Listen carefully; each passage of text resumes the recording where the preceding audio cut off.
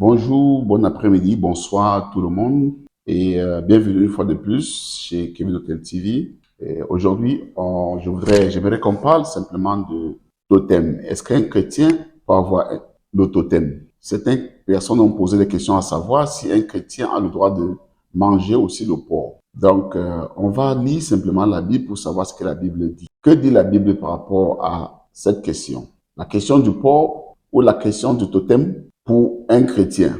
D'abord, nous tenons simplement à dire que le porc n'a jamais été un péché, mais celui que ça dérange, quand il consomme, ça lui dérange, il doit simplement s'arrêter. Mais il ne faut pas qu'il dise que c'est la Bible qui a ordonné cela. Le porc n'a rien à voir avec le ciel.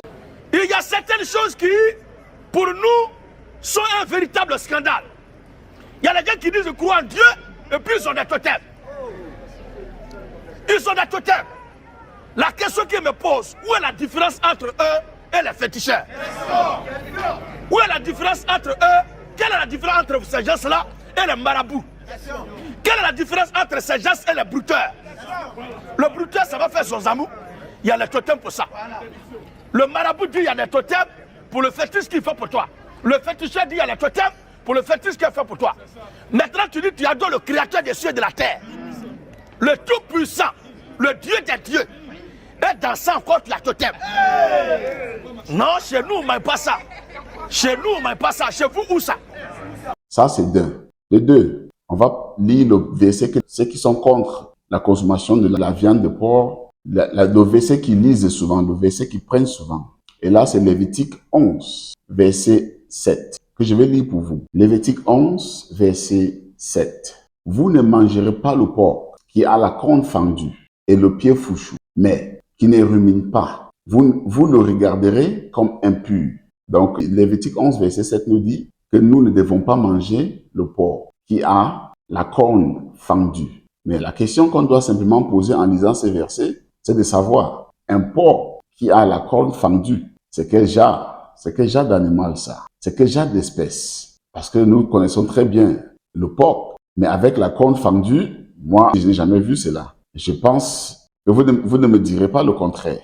Mais qu'est-ce que c'est cet animal qui a la corne fendue et le pied fourchu? C'est quoi cette espèce? Avant de continuer, j'aimerais qu'on lise dès le début. Parce que certains, on va juste tomber sur verset 7 sans savoir. C'est que verset 1 jusqu'à 6 disent, et qu'on va lire aussi. Je retourne sur le Lévitique 11, verset 2. Je commence par le verset 2.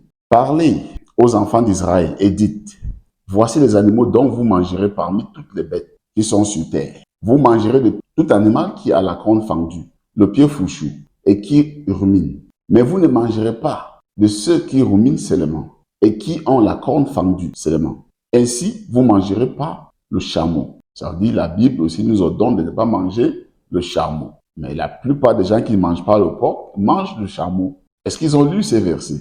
Pourquoi ils mettent l'accent seulement sur le porc? Je continue. Vous ne mangerez pas le chameau qui rumine, mais qui n'a pas la corne fendue. Vous le regarderez comme impur. Vous ne mangerez pas le daman qui rumine, mais qui n'a pas de corne fendue. Je suis très sûr que vous ne connaissez même pas ce qu'est le daman. Je vais vous dire ça après. Vous le regarderez comme impur. Vous ne mangerez pas le lièvre. Le lièvre que vous mangez, que vous côtoyez, c'est-à-dire, vous aimez bien sa chair. Vous consommez en abondance. Le lièvre, c'est quoi le lièvre? Il y a plusieurs animaux qui tombent sur cette espèce qu'on appelle lièvre. Et là, c'est là où verset 7 tombe sur vous ne mangerez pas le porc qui a la corne fendue et le pied fourchu, mais qui ne rumine pas. Vous le regarderez comme impur. Tout ça sont des enseignements. C'est-à-dire, tout ça sont des enseignements, frères et sœurs. Les animaux purs représentent les Juifs, les gens de sacerdoce, les gens de la promesse, les gens de l'alliance et les gens de l'adoration. Les animaux impurs représentent nous, les non-juifs. Nous, les non-juifs, que nous sommes les gens des nations. Et les païens, c'est nous. Parce que quand on va lire d'autres versets jusqu'au Nouveau Testament, vous saurez que la signification des animaux impurs, c'est ce que je viens de vous dire là, les non-juifs. Et les animaux purs sont les juifs. C'est ça, pour nous, la Bible c'est un livre très technique.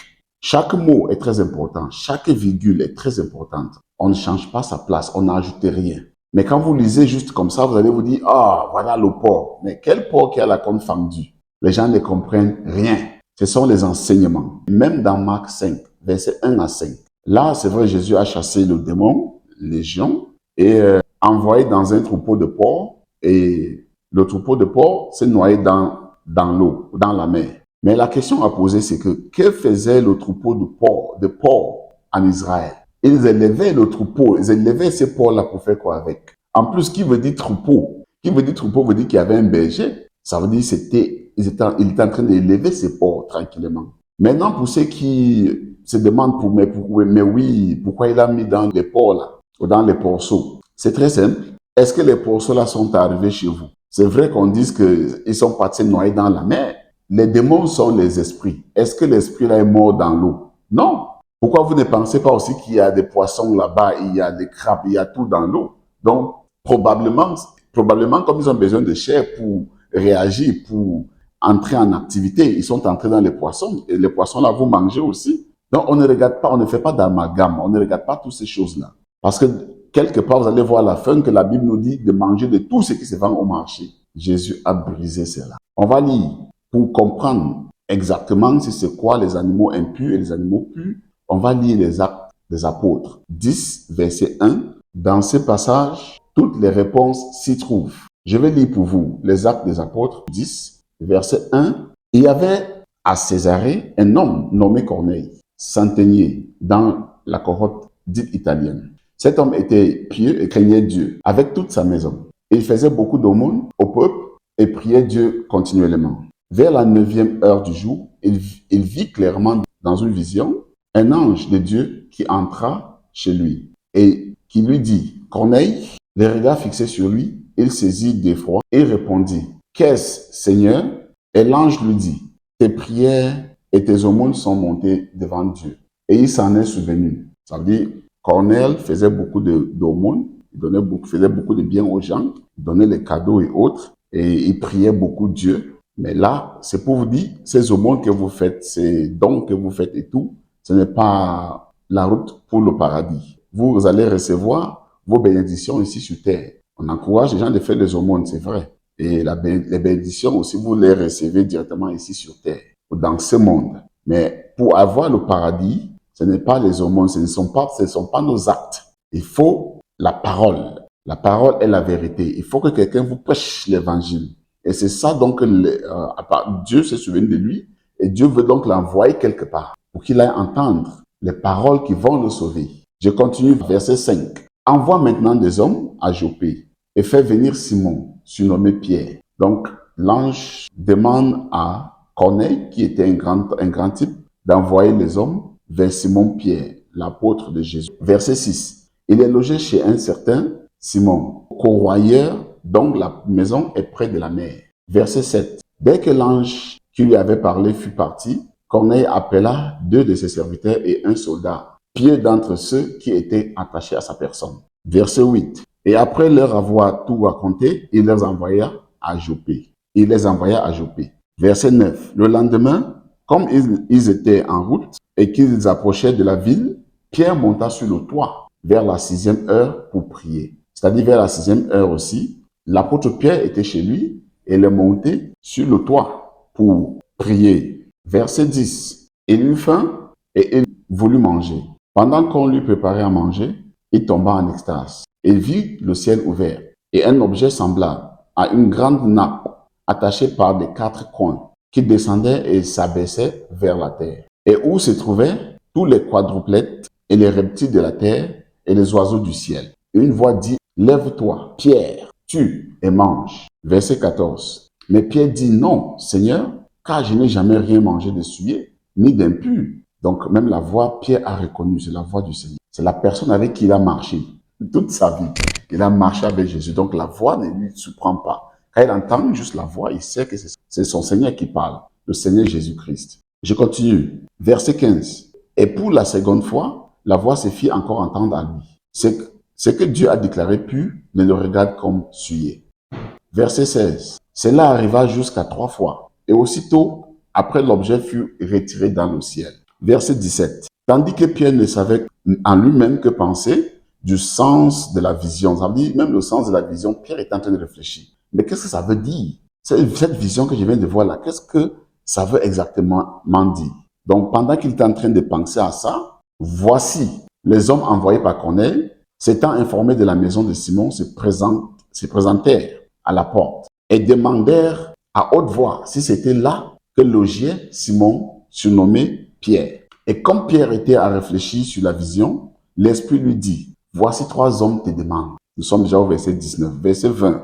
Lève-toi, descends et pars avec eux, sans hésiter, car c'est moi qui les ai envoyés. C'est moi qui les ai envoyés. 21. Pierre donc descendit et il dit à ces hommes, voici, je suis celui que vous cherchez. Quel est le motif qui vous amène? Il répondit, Corneille, centenier, homme juste et craignant Dieu, et de qui toute la nation des Juifs rend un bon témoignage, a été divinement averti par un saint ange de te faire venir dans sa maison et d'entendre tes paroles.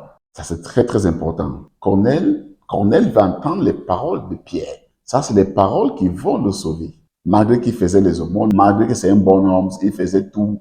Il priait beaucoup, mais il n'était pas encore sauvé. Il fallait entendre les paroles de Pierre, les paroles qui sauvent, les paroles de Jésus-Christ. On continue. 23. Pierre donc les fit entrer et les logea.